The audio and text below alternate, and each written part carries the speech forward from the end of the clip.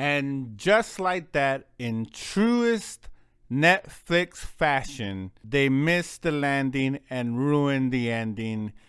I don't know what is it with Netflix. They can never get an ending right. I don't care if it's a movie, if it's a mini series. They start off good, they have a great premise, and then like I don't know if they're in the writer's room and then they get bored or just lose track, but the quality goes down as opposed to go up. I don't know where they went wrong. I mean, maybe it's because it's 8 episodes and this should have been more like 12, 15 episodes to fully flesh out this first season. They, like I said in my episode 7 review, it seems that they were setting up a season 2, but there's no guarantees that there will be a season 2. And to be honest, there shouldn't be a season 2. Just because they end on a teaser of what's to come doesn't mean nothing. I'm sure it's probably going to. Netflix probably sees what the subscription count that this show probably brought in, and I'm sure people subscribed as far as that, or there was enough hype to see this. But honestly, you even see it in the trending. It's starting to trend down as of today, May 7th. It's already like what, 5th in Netflix, and being taken over by the new Netflix show, the Jupiter's Legacy or whatever. So the hype was pretty. It's like it was there for like a week and then it's done. No one's talking about it.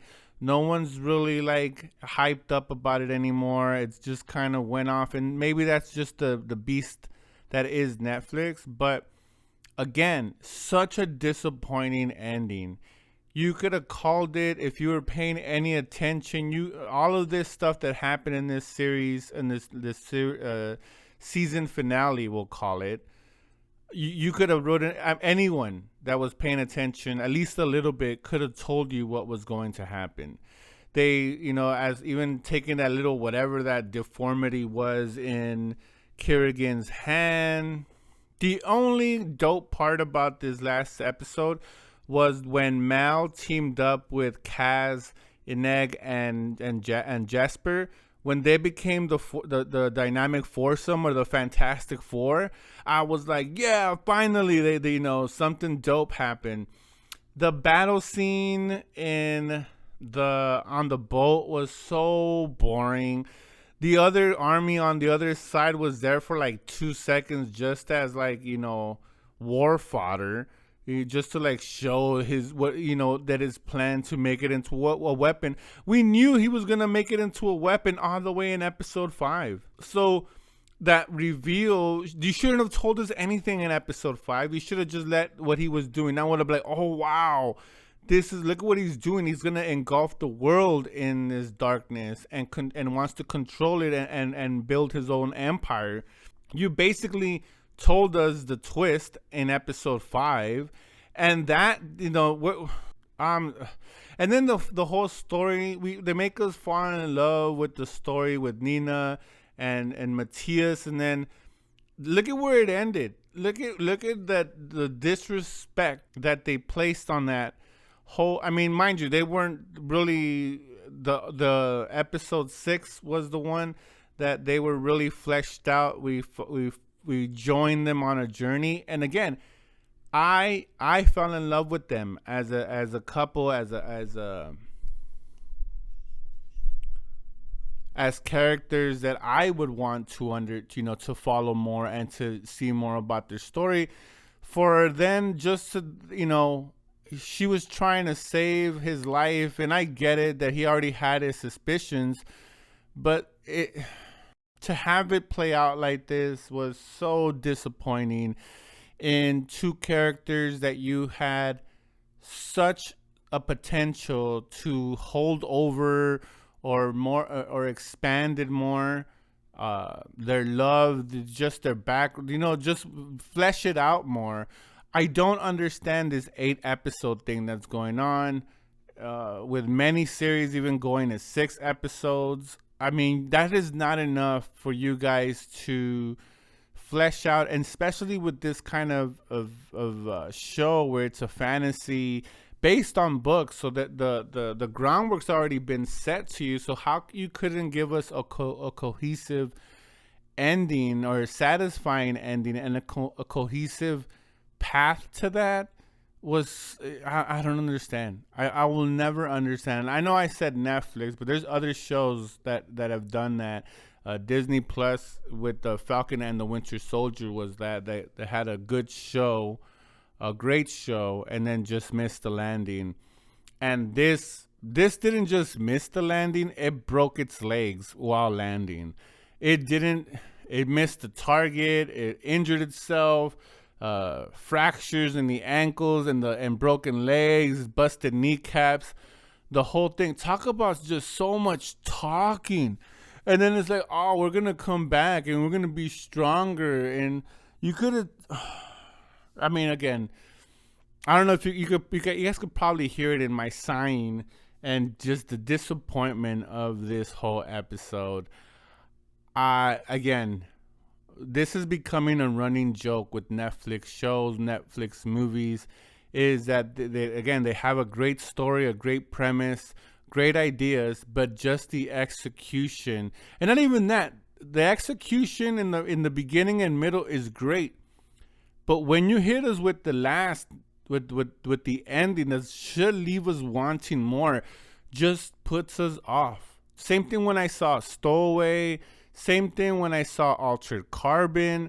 All of these Netflix original movies, original shows, start off great, but just disappoint. The only thing that's not is the comedy. The comedy specials on Netflix, obviously maybe because it's comedy, those for the most part are funny, interesting, and they're great from start to finish. But some of these things, you guys over there at Netflix have to put more scrutiny on these shows to give you guys a cohesive, interesting ending to some of these really, really well thought out shows. You can't do this and leave these that's why people just unsubscribe. Not only because you guys cancel shows that should be, once you have a season, and I get, like shows like, Stranger Things and The Witcher and stuff like that. I get some of these shows that get 3rd and 4th seasons. But once you're in there, like especially like even with Altered Carbon, you were 2 seasons in. You could have concluded it with a season 3, but nope, no subscribers. Just throw it off. You lost a ton of subscribers in that move. And the same thing, I'm pretty sure this piece of crap ending, I mean, I shouldn't say piece of crap ending. I am going to call it, I was going to say piece of crap show, but I didn't. I ended up saying ending. This unsatisfying ending. I'm sure there's gonna be a season 2 to see if hey, you know what? It was popular. Let's give them another one. Honestly, if I was an executive, I would scrap it. I wouldn't even give it a season 2. But I'm sure they're gonna do it. You guys need to conclude it in that, but you guys gotta extend it out to like 10, 12 episodes and focus on what you're trying to do.